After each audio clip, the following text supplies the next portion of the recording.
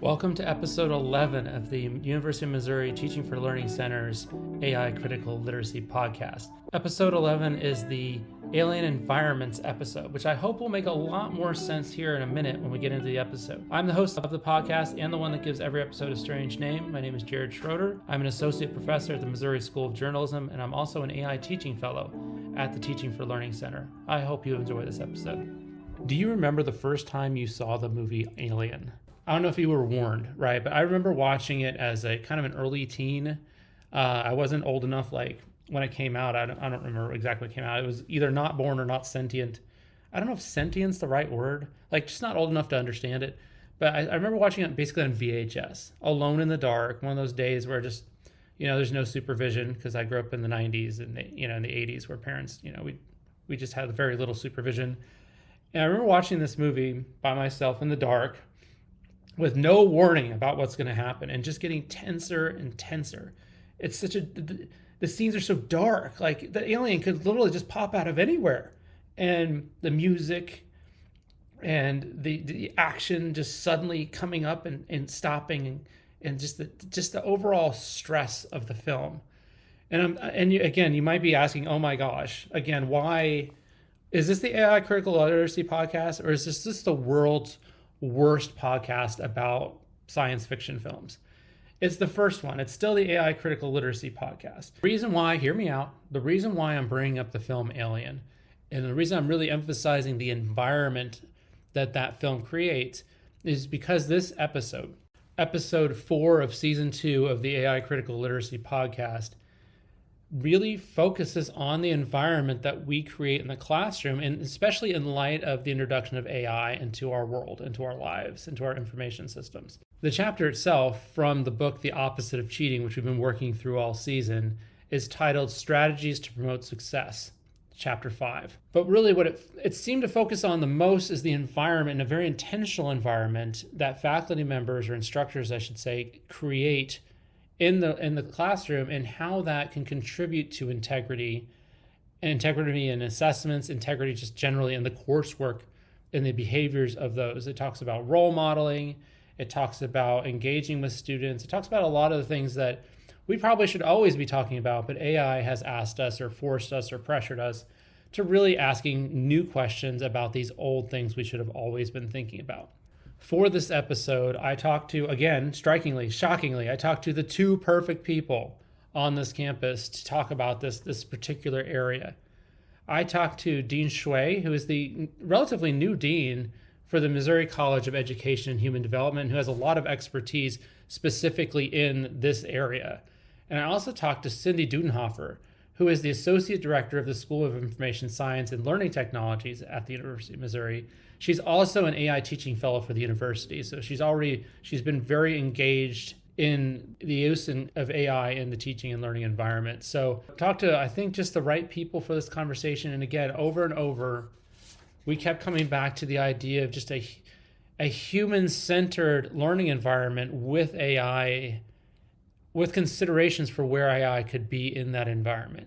And also at the same time, focusing on learning the content, our students learning the content, rather than focusing and waiting on that environment of tension that could come from a very competitive, very grade-based system. I remember in college, I took my very first communication law class. It was a required class of all undergrads, just as it is at the J School here at the University of Missouri.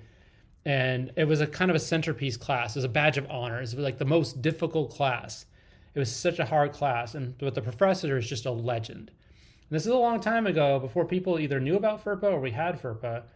But the professor would actually post our grades. Like he would put it on the wall, like after a test. He would rank us and put it on the wall, what grades we made compared to our peers, which created a very competitive environment where we really focused on the grades. And I don't want to say anything negative about my professor, because he was a huge mentor to my writing and my thinking, and I teach communication law now. But that was maybe an example of creating a lot of emphasis on grades that could take away from the benefits of really focusing on assignments and assessments that help students learn the content, and that our AI use should also focus on students learning the content. It's just a tool in that sense. So I'm going to I'm going to stop. No more stories about Alien, no more horror movies. Let's hear from our guests. I hope you enjoy this conversation as much as I did. Can you guys both start by introducing yourselves and also letting us know what your first experience with AI was? Hi, I'm Cindy Dudenhoffer. So I am the Associate Director of the School of Information Science and Learning Technologies in the College of Education and Human Development. I am a full teaching professor, and have served in the last year and will continue to serve as the college's academic AI faculty fellow. So that charge, as several folks on this podcast have talked about, is to sort of be the point person for the college, both in training and expertise in AI and how we can apply it to the learning disciplines within the college. I've also done a lot of K-12 outreach up to this point. I'm going to two districts next week, actually, focusing on more rural districts and helping them get up to speed on what we need to know as a K-12 educator in this new sort of AI-rich environment. My first run-in with AI was probably a bad customer service phone chat bot. I'm trying to think. It's been around for a while. My first generative AI was helping my, at the time, 14-year-old understand how to write a sonnet. But they were assigned that for an English class, and they are a very analytical, linear thinker, and writing poetry was a little out of their comfort zone. So we had it write some examples, and it broke out the meter for them, and they were able to sort of end up writing a sonnet about our dog based on some of the examples that they got from, at that point, a very early ChatGPT model. So, Cool. yeah. Dean Shui? Yes, my name is Kui Xie. I'm the Dean of College of Education and Human Development.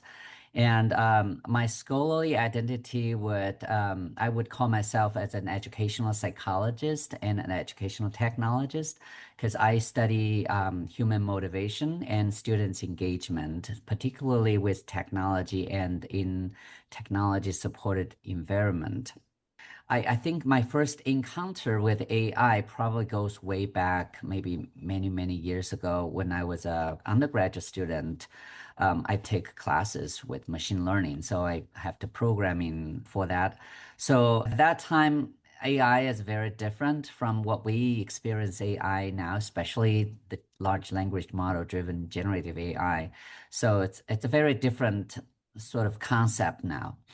And I also do research related to AI. One part of it is to unfold motivational issues related to AI, particularly relates to academic integrity, cheating, which I think is our topic.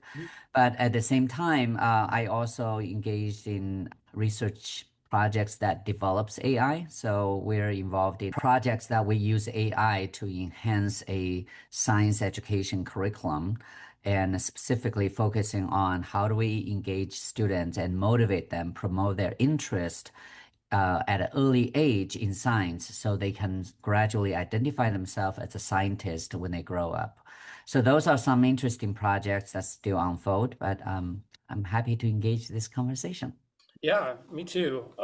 Sounds like I'm talking to the right people. So, quick follow-up question. How has AI changed the way you teach? And for y'all, it might be more like, how has AI changed the way you teach teachers or the way you train future teachers? Yeah, Cindy, so yeah. I can start with that. So I teach graduate students in library and information science and information or and learning technologies and design. So I have done some support for K-12 for our pre-service teacher program here, on sort of more of a case by case basis. But I'm really instructing in my day job, let's say. I'm really instructing librarians, information scientists, data scientists, and learning technologists. So it's a little different than what you would see in a K-12 environment. For many of our librarians, they're on a frontline customer service, general population kind of audience. And so teaching those folks what models are more reliable, what the reliability factors are, what are the social, cultural, environmental impacts of AI becomes really important, because oftentimes those frontline librarians are the only people that some of our community members will talk to about this kind of thing, or the only person that they have that they can trust to give them technological knowledge. And so we do a lot of just general purpose here's the best way to utilize things. Yes, it's ethical in this instance. Maybe it's not so ethical in that instance. No, you shouldn't use it for all of your medical advice. Maybe you should look at, you're checking if you're looking for scholarly information, you're checking that those citations exist, those sorts of things. So it's more of almost a digital literacy, information literacy standpoint. And then from our instructional technology side, obviously we're using these models again to support workforce development, K-12 teachers if we're a technology and schools person. But we're doing a lot of folks with like Shelter Insurance and Veterans United of how do we get those workforce folks up to speed, right? And how can that make their work more efficient? How can it make it again more reliable? Those kinds of things. So it's really very diverse from my perspective. And then I go out to school districts and I teach those K-12 folks again, kind of the same things. But then we do targeted workshops on their discipline area. So I'm doing a lot with English literature teachers right now. And we have some colleagues, Mike Metz and others in LTC that are working on this too. But really saying, okay, I teach composition. What is writing going to look like? What is the teaching of writing going to look like, in the next 2, 5, 10 years? Because that field is fundamentally changing. We can use these things to enhance STEM, absolutely, and that kind of stuff. But those core fields, right? Math, writing, reading, those are the folks that I'm really focusing on because we really have to sort of shift the way that those folks are learning to teach and are teaching in the classroom. So I kind of went off on a tangent there, but Well, it's helpful. Absolutely. I mean, it sounds like it's a lot of literacy, just like how does this tool yes. work? How does it not work? And that's kind of where I'm trying to stake a lot of my efforts as well in the J school and around campus is we don't know what this tool is going to look like. It's going to keep shifting, but we know that Right. people are going to need to know, and we don't know for each career path exactly what they need to know, but we Right. know that knowing the basics, know how it works, what the ethics are, giving them the students the tools so that they can make decisions that we know we can do that. Like that seems like a common ground area. Yeah, and 60% of folks that reported back on our graduate exit survey last year were asked about AI, right? What was their experience with it? Have I been trained on it? So we know, and if we're at 60%, 2 or 3 years into a generative AI world, this is only going to grow. And we're still in that wild west of models and trying to figure out, right, how this is going to affect all of the work that we do. But we know that employers and stakeholders are very, very interested in this technology and how it's going to affect education and workforce development. Right. Dean Shui, how has it changed the way that you teach or lead educators? So I mean, to be honest, I haven't taught for a while. So Yeah, I wasn't sure really, what your yeah. teaching load would be. Yeah. But I have been interfacing with a lot of stakeholders related. I mean, talking about AI, this topic, a lot of the time, my role is really to work with them to understand the role of AI in our education system. At the beginning, when generative AI emerges, I see a lot of fears in the schools, especially K to 12 teachers, and then there is a general sort of fear towards AI about whether AI will replace teachers in the schools. That's a big question. I mean, but then at the same time, I've been working with them, and then I'm trying to tell them if you look back in the history, every generation of new technology, whether it is the film or back to the radio or personal computers or the internet, every single time there's a question about whether those technology will replace human teachers. But I mean, the answer is certain. No, they will not replace human teachers. Instead, they are augmenting our capacity of teaching, so that human-centered idea it's key for teachers to understand. AI is here. We should not avoid it because that's where our kids and our society is lives in, and but at the same time, it will not pose any threat to our teaching profession to replace teacher because the fundamental elements in the teaching and learning are humans. We're here to teach and learn. AI is not gonna be a replacement of it. If that's the fundamental philosophy, that's a wrong use of AI.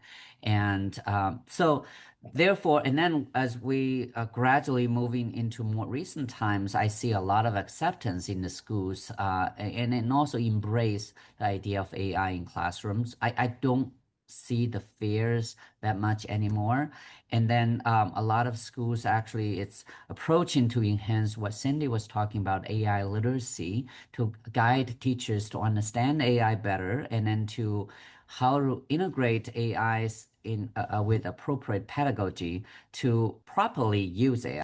You know, AI has a lot of capacity that can really enhance our teaching. For example, personalized learning always has been a dream for classrooms. Every student should receive a particular type of instruction that geared towards their personal characteristics. That's ideal. But then when we have a classroom of 20, 30 students, it's hard for the teachers to provide that personalization. Well, AI may be able to do that, right? May be able to hint teachers to do A, B, and C according to students' characteristics. But there's a lot of other affordances of AI that we can provide. But then I'm very optimistic about AI and education, but then the key is a human-centered approach for us to deal with AI.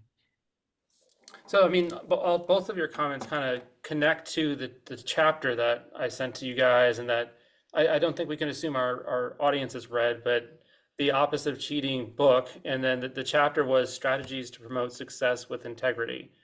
And so there was a lot, and I'm a skeptical reader. Like, I mean, I think that's healthy. I try to tell my graduate students and my undergraduates, especially the graduate students, like, you don't have to accept everything, like, question, dig around. So skeptically reading, they talked a lot about ways that the human-centered things you were talking about just now, like the ways that being human with your students and connecting with them would actually help create more integrity in the classroom and help students maybe not use AI in improper ways. I was a little skeptical that that kind of connecting with a class would make them less likely to misuse AI. What did you guys think when you saw those? And I don't know, Dean Shui, do you want to go first this time? Sure.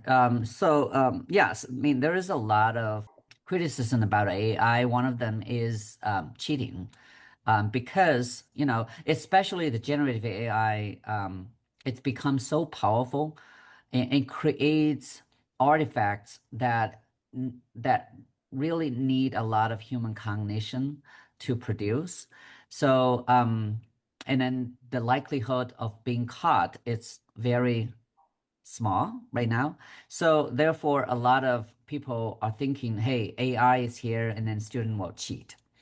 But my question has always been, you know, yes, we wanted to encourage students to use AI, but not to encourage them to use AI to cheat. But then the fundamental question I always ask is then why student even needs to cheat? Why do they cheat? So if you analyze the behavior, then cheating goes way back. Right. Cheating is not a new phenomena, and with or without AI. So I was at a museum in Chicago the other day. I saw a artifact from the Qing Dynasty of China. That's like hundreds of years ago. And then what that artifact is was a cheating handkerchief. So they write little tiny text on a handkerchief that then they bring to the testing site. So, you know, and then think about why people make those tools for cheating. So to prevent cheating is not really looking into ban GPT use or not use, but then really looking into the fundamental roots of cheating, why people cheat. People cheat to get a better appraisal of their ability, of their performance. So so they can appear to have better competency to other people. That's the fundamental reason for cheating. They can get a better grades. They can get a better performance they would not have without cheating. So then that drives the fundamental question, then why do our students care about performance? It's because some of our classes were designed with performance orientation, grades driven, tests, exams. Those are strong indicators of performance driven classes. On the other hand, if we think about the fundamental reason for student to go to class, it's not really to get a grade, it's to learn, it's to mastery. So if we can think about a instructional design strategy that focus on the mastery of learning rather than the performance of learning, then that's a better thinking of addressing cheating, this phenomena, than focus on the tool. We always trying to find a tool to blame, the calculators. Calculator, when calculator came in place, there is a lot of controversial, hey, calculate will bring cheating in the class, in the mathematics classes. And then people debated, it take about 10 years for us to adopt calculators in the math classrooms. I mean, I assume it will take some time for us to really officially acknowledge AI use in the classroom as well. So that's the gist of my approach to cheating with AI. Yeah, and Cindy, did you have anything you wanted to add to that? Yeah, and I was a little skeptical of the, probably not as much as you, Jared, when I was reading this chapter. And I've not read the whole book. I've only read the chapter you sent us, so I do need to read more of the content. But I have to say that I sort of agree. I take a very human-centered facilitating approach to my teaching. I'm lucky to be able to do that with mostly graduate students. But I do feel like the author's talking about modeling that integrity and modeling the way we interact with these things is really important. And, I'm very upfront with all of my classes that I am the AI fellow, that I use AI multiple times a day, that I am a firm believer in it as a technology that is going to enhance education, but also that we need to be cognizant that we can be AI forward and AI resistant. So there are some situations, right, where we do want to be AI resistant when we're demonstrating our own personal knowledge and those sorts of things. But I do find that if I am very upfront about these things and say, I am knowledgeable about how these tools work, I allow you to use them within the context of the assignment. In my emerging technologies class, we do an assignment right off the bat that talks about analyzing a GPT output, right? So we can kind of see what the markers are here and like look at what we are going to get back if we're given a research question and we put it into these engines. So I feel like being very upfront and very transparent about the way we use the tools and how they can enhance what we're doing has limited the amount of cheating that I see. Obviously, when you're teaching sort of Socratic graduate classes, it's a little harder, right, to use some of these tools on the fly. But I do try to really model that behavior and say, this is how I use it. It is okay for you to use it in the same way I do. I'm not a privileged class that gets access to these tools and you don't, which I know I have had students communicate to me that they find frustrating, right? When they know a faculty member is using an AI tool, but then they are not allowed to use it. That really creates a disconnect there, and students don't appreciate that. But I've also had a lot of focus groups with students that say, I'm using this because I ran out of time, because I didn't feel well, because it's not that I decided I was going to use an AI tool to help me with an assignment. It's because I ran out of time or I had an extenuating circumstance. And so again, they're students talking to a faculty member, so they're going to tell me what I want to hear at a certain point. But I feel like I get a lot more feedback like that, where it's like, oh, I did this in one instance. Maybe I might use it again. Maybe I might not. It's almost, talking about it in terms of addiction. I had a little taste. It became easy. So, but I really know that it's going to not make my critical thinking as good. So I'm going to try not to use it. So we enhance that. Like, okay, so let's talk about that. How do you think it enhances or detracts from your critical thinking? So again, having those honest, transparent conversations, I feel like is really, really essential to combat, cheating in that sense. I mean, there's definitely no doubt that students are looking to their faculty members, the instructors to for like they really are wondering what to do with this. I do think like that's the sense I'm getting from undergrad and grad students is like they're just not sure. There's all different groups of them. Some of them are like early adopters who are just like already using it and confident using it, but most of them I think are hesitant or even don't want to use it, but feel maybe pressured to use it because they know they need it for a job or because their classmates might be using it and their classmates are succeeding and they're not using it. So they're feeling like they have to use it to get the same grade as the rest of the class. And so they're almost pressured into, and I've been trying not to use the word cheating. The book is called The Opposite of Cheating because I think cheating, like the book is sort of teaching me, is very subjective, right? Were you clear with students about what the expectations were? Because if you weren't, is it really cheating? Like all these different things. So I've been trying to say like misuse AI. I've been thinking about my language for that. There's no doubt that engaging with your students is always good. I think absolutely. Of course, I teach a really large lecture undergrad class, and so it's like we're never going to know each other that well. Yeah. I try to work the room before class and just kind of go have conversations unrelated to class completely, just whatever I can find to just talk to them about. Like, oh, cool, you're wearing a Nirvana t-shirt. What's your favorite song? Which is they don't have one because it's just a vintage t-shirt. Shut up, old man. But anyway, uh, but anything I can do to get a conversation with them to try to humanize our relationship. But I was just skeptical because there's all different types of faculty members out there.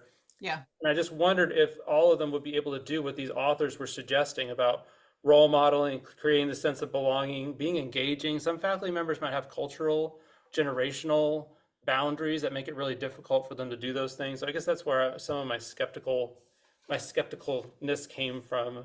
Um, and the authors pointed out that we are all really always modeling, and I think that was a really good thing to point out, whether it's AI or anything else. Did you guys have any thoughts about, these arguments about role modeling and AI? I guess, Cindy, you sort of already covered, I feel like covered this. Did you have anything you want to add each way about the role modeling part?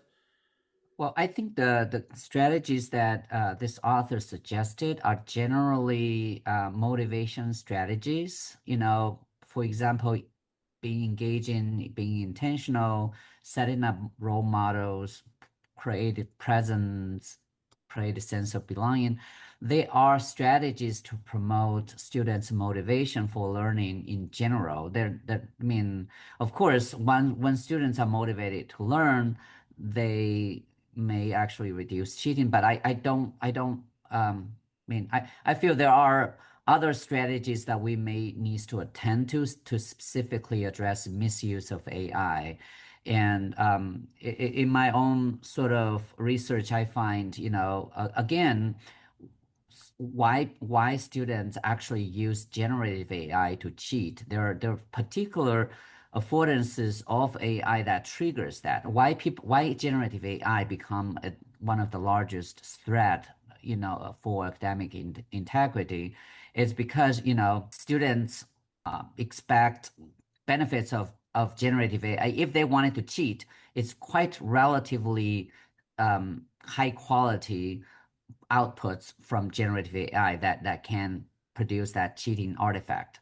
And then number two, generative AI is relatively easy to use. So, I mean, it's not that difficult. They don't have to put a lot of effort in order to cheat. And then the risk of detection is quite low. So once you add them all together, then that produces the cheating intention.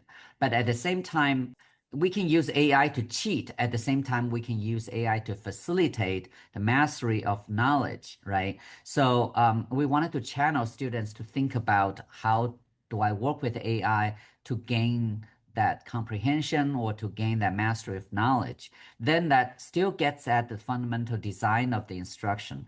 We need to kind of work with our instructors or professors to understand, if you set up your class in a situation that highlights grades, highlights performance, you will encourage students to focus on their performance.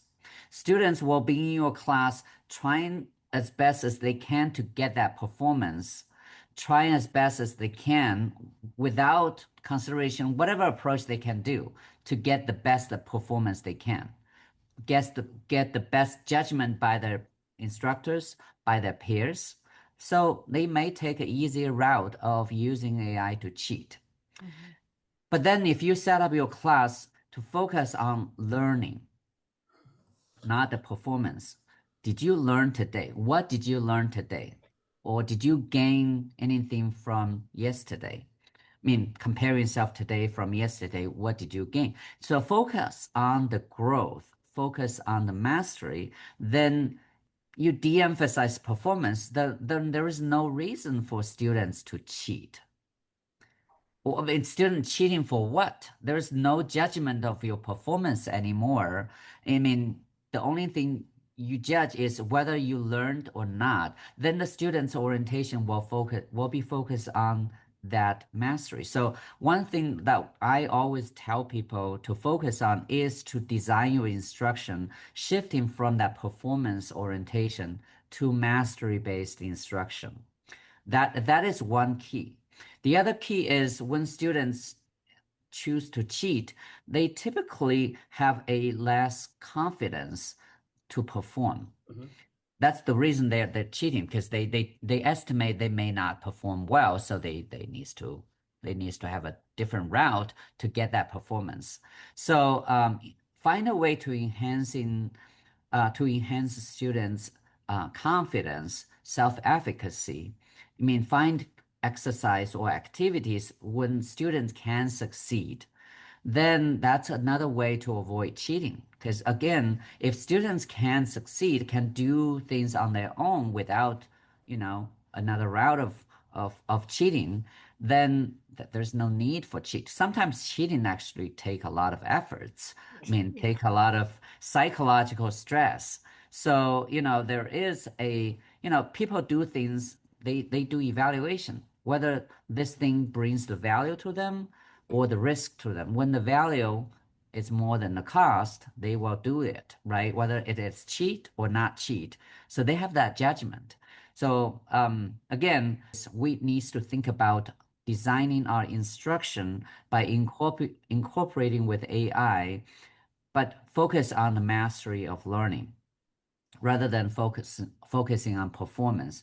If we keep emphasizing performance, the more AI you bring in, the highlight of performance, there's gonna be groups of students who is less confident or who don't have time to prepare for the performance. Then they have to utilize tools to enhance their performance. Then that cheating behavior may occur. Yeah, and I'm thinking through your point, and like this aligns quite a bit with the chapter. Um, Basically, it's like I'm connecting dots, and this is very much an environment, a classroom environment, course environment situation, which they say in somewhat different words, maybe that we can create an environment in which students focus on learning. Um, I think one of the things I'm thinking about is there's external factors that we cannot control in our classrooms, right? So I do my best to create a community, even if it's 215 people, where they feel like they're part of something. But the students' pressure on grades is coming externally into my classroom, right? Not only is it written into they have to get a certain grade to get credit for their major, they have to have a certain GPA to stay in the school that I'm in, but also just their parents, their lives. Students always are like, I've never made it B, and I'm like, well, you've never met me before, right? Like, it's because I don't like you were saying. I mean, I care so little about the B as I do about did you learn something today or in this class. Um, so, is there a way that we can combat these external forces? And I don't want to leave you out, Cindy, if there's anything. I mean, did you have an answer to that too, or? I mean, obviously, I think it starts with K-12. We have such an overemphasis on standardized test score, and people can be mad at me about this, but like on standardized test scores and that constant system of assessment, right? And this is someone in my previous position was the assessment director for a college, and and so, I feel like we spend so much time counting the points that we have now driven those students. And I have 4 children of my own, and they do that. They're like, well, I missed this point and that's going to give me this percentage. And I'm like, okay, but if we can't apply anything that we've learned, then it doesn't matter, right? If I can have straight A's and then get to college and have never internalized any of the content that that was introduced to I me, think I've met that. and I flounder, right? And we see students like that every year that come and that were 4.0 students in high school and then get to college and they have to think in a different way and they have to approach their learning in a different way, and they really struggle because they're not getting a quiz every day to show that they did the reading. They're not getting, those kinds of worksheet assignments that pad grades, that do those constant checks for understanding. And so I feel like, and I sort of preach this when I go out to K-12 systems, we have to fundamentally rethink how we're testing, right, that the students have retained this knowledge or how the students can apply that knowledge. And is that easy? No. Does it suck? Yes, it does. But we are not in a manufacturing system where we can memorize facts and be done. Like, that is not where we are anymore. We have to think about these things in an information economy. And so just restructuring the way we think. And I use the example of Romeo and Juliet, right? I was talking to some English teachers in a rural school district. They teach Romeo and Juliet in their sophomore year. And the standard assignment is to compare and contrast the Montagues and the Capulets. It's like, okay, so what is the student learning from writing that essay? Right? What are we learning? Well, we're learning to pull 3 quotes from each family and turn it into a 5-paragraph hamburger essay, right? So how is that going to affect my learning moving forward? Are we going to talk about social systems? Are we going to talk about how class wars come up? Are we going to talk about family dynamics? Are we going to, nope. We're going to talk about this family lives in this castle, this family lives in that castle, this family has a son, this family has a daughter. So we have to fundamentally change what we want to retain and apply from that reading. But that takes a lot of work. And our K-12 teachers are overworked and underpaid, as we know. And so it's going to take a while to shift that kind of that thinking. But I feel like that is where we have to go back to, just like you said, Jared. Like, what are we pulling? What do we want the students to be able to demonstrate? And in my discipline, a lot of that is application. It's like, okay, we read this theoretical article. We have talked about how this technology might impact us in the future. What can I do, right? If I'm going to be a librarian, if I'm going to be a teacher, what can I do with this knowledge right now? Right? How can I apply what I've learned right now? And that helps, right? My students internalize that this is important. Well, if I don't understand digital literacy, then I can't, teach the people that are in my classroom or in my library. And so I do that. I frame a lot of it as how am I going to take action on what I just learned? I was gonna add like a lot of institutions is trying to address this cheating by imposing some measures, right? The extreme measure would be banning AI from classrooms or from schools, which clearly it's not gonna work because it's AI has penetrated into our society almost every single corner now. So, and then some other strategies would be, okay, I'm gonna police AI use. So then they develop some algorithms to detect AI use. That's another strategy. I don't know how effective that will be.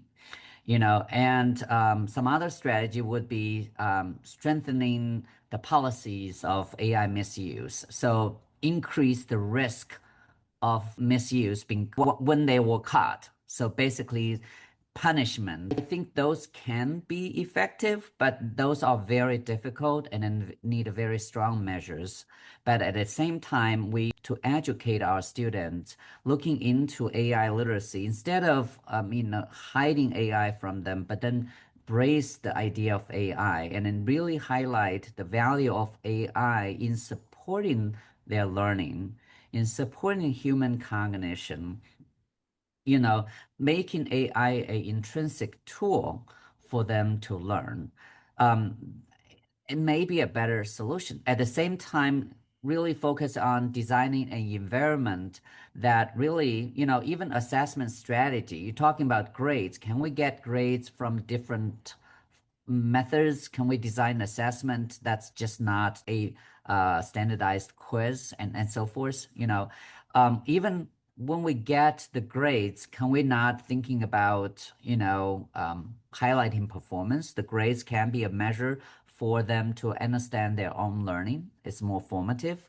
And so there's a lot of orientation that we can change is to establish this culture of mastery rather than, performance. So that may be a better solution of banning AI or even finding better algorithms to detect AI, all that, it's going to be very difficult if we finding those type of solutions rather than thinking about changing the way how we interact with our students and teachers to reshaping the idea of AI in our education system. Mhm. It seems like AI has created an opportunity for us to, like, it's catalyzed a conversation about things we probably always needed or always have talked about, but it was kind of making us, we got to make some decisions. And so I've been having to make decisions, I think a lot of faculty on campus about assessments. Like, that's one of the reasons that we selected this book is because I think that's where I am on my AI journey is how do I do assessments now? Um, a lot of the ideas that the book has had and that others have had, I'm just like, how does that scale time wise up to hundreds of students?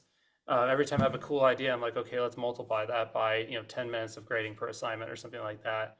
So, what would you guys say to the faculty member who really wants to create this learning environment that this chapter's talked about and we're talking about that is really engaging, they're role modeling, they care about the learning more than the performance, but they're having trouble working that into their schedule or making that work with their class sizes or their content?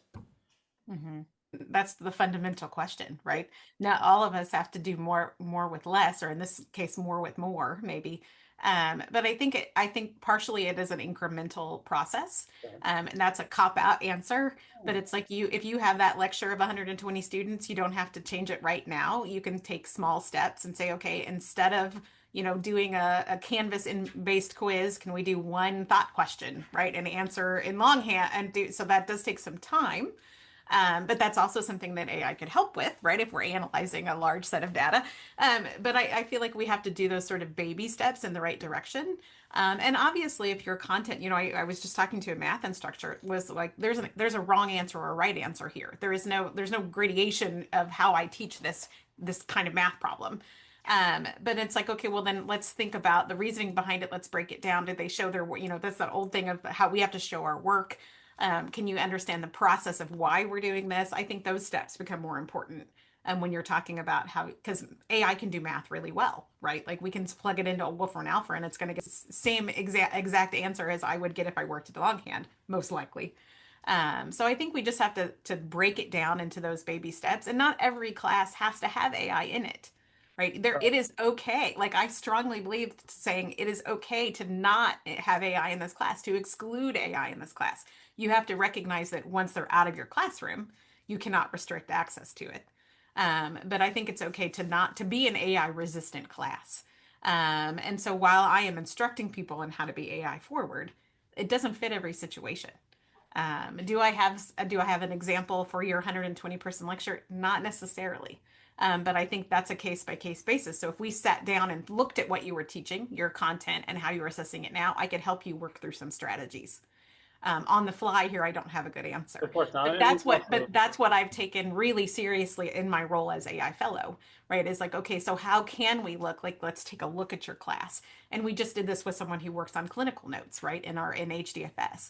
So it's like if my response is based on clinical notes, obviously that has to be AI resistant. We cannot put people's clinical information into an AI system that is not a walled garden, right? So we have to look at this in a different way. So I am here, and I hope the University of Missouri, we have quite a few folks, one in each college at least, that can help you on a case by case basis. So I would reach out to your AI fellow and say, I'm challenged by this. What can I do to serve this class better, to make it AI forward, or to make it AI resistant?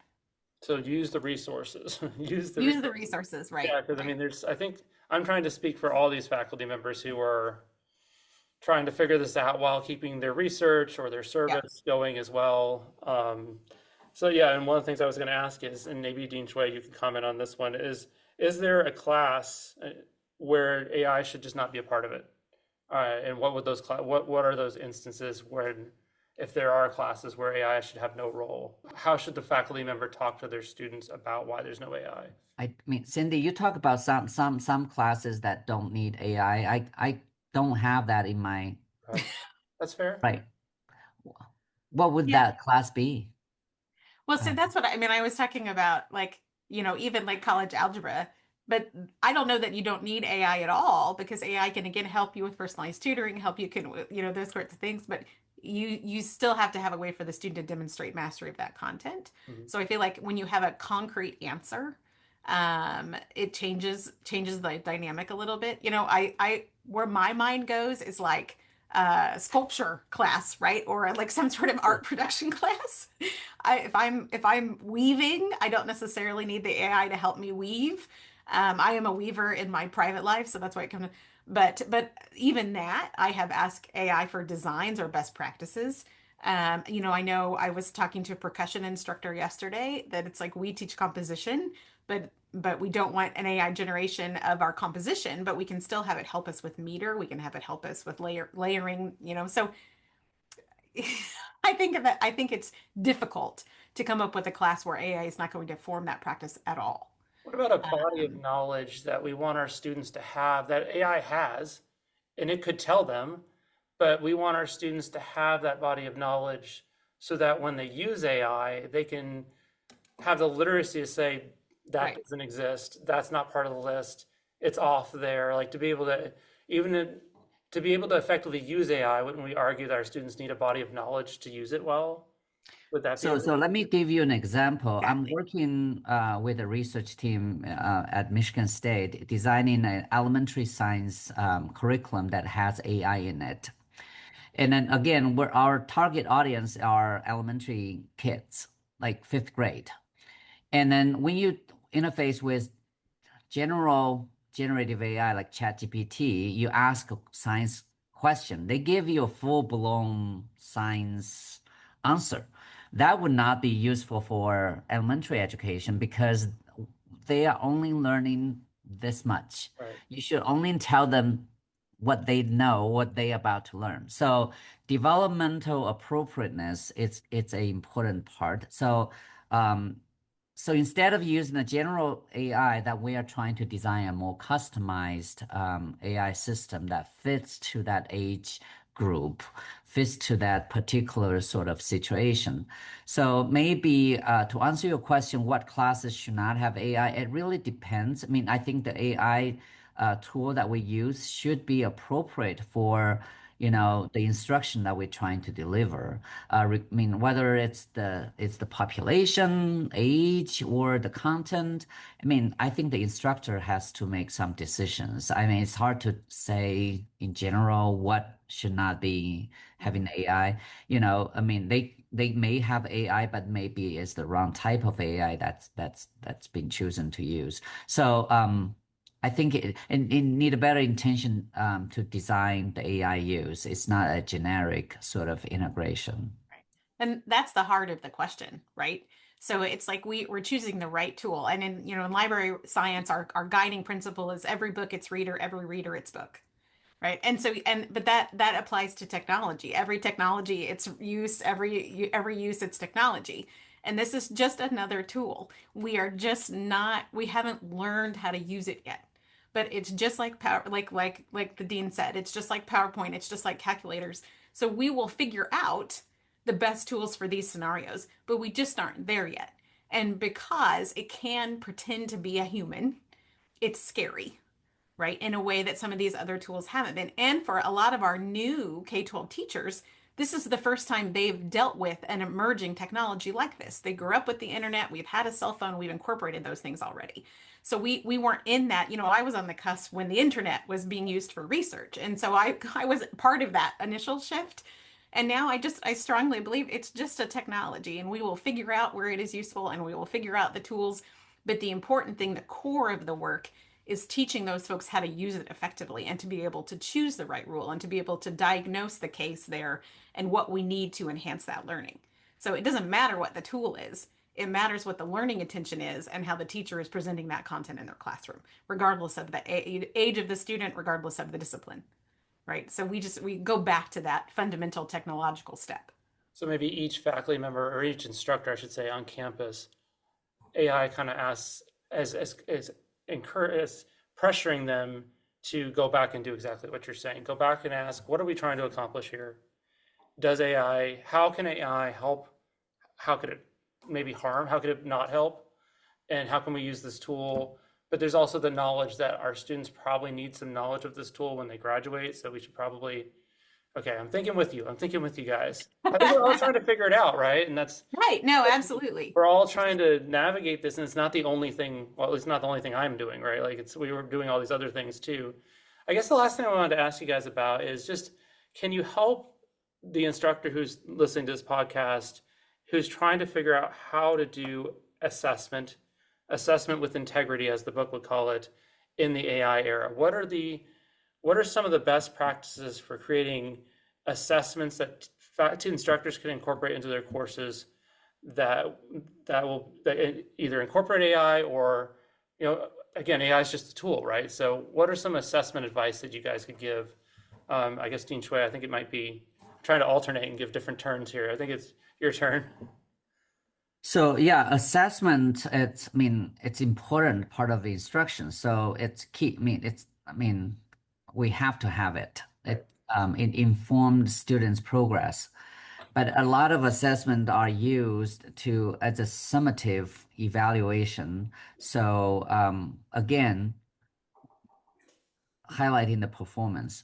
But then assessment, if assessment is used to inform, learning, to inform the progress of students, then that would be uh, a mastery sort of focus. So I would encourage we think about using assessment as a strategy to inform your instruction rather than to judge students, right? And then when you design assessment, if possible, if we can, because the focus is on learning, it's on mastery, it is a process.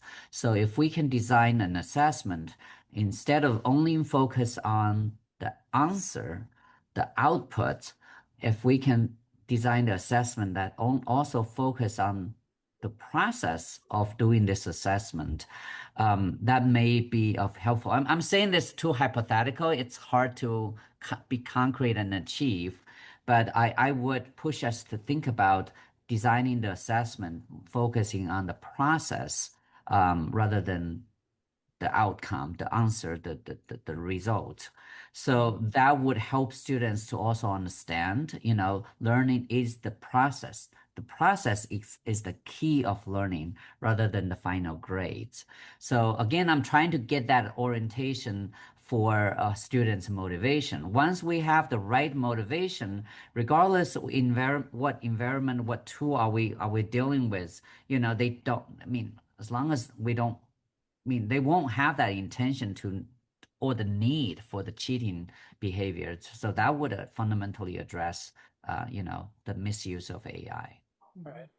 Right. Yeah. It's hard to generalize to all the different fields that we're talking about. Cindy, what were you going to say? I was just going to say that's one of the main things that I share again when I'm talking to K-12 teachers is that emphasis on process, right? So it's not just the final output, but it's that process. And I know K-12 schools in Missouri right now, or at least K-6, are doing something called NWEA, which is that achievement test, right? So if I have, because all students come in with a different set of knowledge and skills, and what is achievement for some might not look, some have this far to go and some have this far to go. And so, at least at the state level, we are doing some standardized testing that actually looks at achievement. But AI is not good at multi-step processes like that, and it is not good at judging the process. And so, if you can't, go through a peer review process, go through those step-by-step projects, scaffold, right? Then AI is not as useful both for the student or for the faculty member. But if you really want to look at what the knowledge that is being gained, that's what you have to do, right? Just, like Kui said, we have to go through that process, not just looking at, I got the right answer, I checked C and that was correct. Right. And I think I try to emphasize too, again, the benefit of being in a professional program is that when we go out into the real world, we're not getting an A, B, C, and there is very, very rarely ever a wrong or right answer. We have to take the knowledge and skills we have and wave our hands and make things happen. And so we cannot depend on the fact that, well, I got all A's, so clearly I'm going to be an expert when I go out to my first job. Nobody cares at that point. People care that you have the knowledge and skills and the ability to synthesize that into something to be able to answer whatever the questions are. And so I think emphasizing the fact that, we have to have critical thinking skills. Otherwise, you won't be very effective because nobody's going to give you an A. Right. As much sometimes as I would like to get an A, right? It's not how it works. And so just we have to think about things realistically too. Well, thank you both. Like I could keep thinking with you guys and asking you questions and thinking with you, but I want to respect your time. And so thank you so much for joining the podcast and discussing this with me today. Of course, it was fun. Thanks for inviting us. Thank you so much.